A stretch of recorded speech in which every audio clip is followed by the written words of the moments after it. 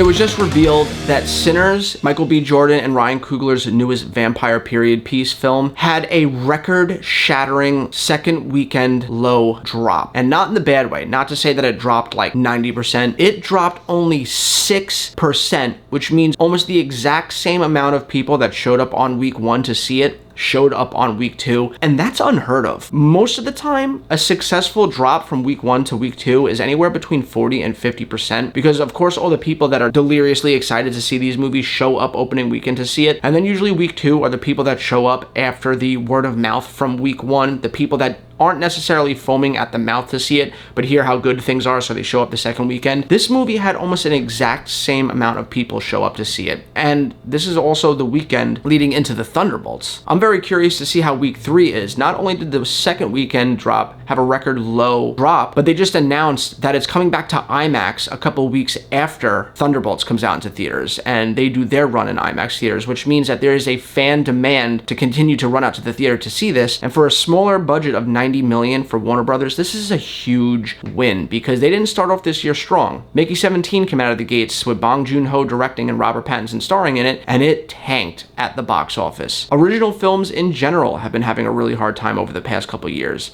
You have amazing movies like The Fall Guy and Mad Max Furiosa that absolutely tanked at the box office. Companion didn't do well at the box office. Freaky Tales, Snow White, Love Hurts, Presence, Better Man, Joker, Blink Twice, Killer's Game, We Live in Time, Trap, The Bike Riders. I can go on and on and on. A lot of movies have not been doing well, so the fact that an R-rated vampire movie is doing as good as it is and is getting the buzz that it is, people calling it a masterpiece, including myself. This is Ryan Coogler's magnum opus. It's the greatest thing he's ever done, and it's hands down the best movie of the year right now. I'm very curious to see what other movies are going to come out that are going to match this in terms of quality, but it's just such a pleasing feeling seeing this movie do well because it shows that original IP can still thrive in today's day and age, because I've been worried for a while that if it didn't have lightsabers or superheroes with capes, that movies weren't going to do good at the box office anymore, and this really set the world on fire and showed a lot of studios that if you put the love and attention into these movies, not always, I mean, again, look at movies like Fall Guy and Mad Max Furiosa, but if you put the love and attention into movies that they deserve, and you put creatives that have clear vision in the director's chair, that people will show up if the word of mouth for the movie is this strong. People will show up if you make something of quality. And again, maybe not always. Like I said, there are a couple movies in there that were really good that nobody went to go see, but this could be the change in Hollywood where people now have this hunger where they want to show up to see more original IP.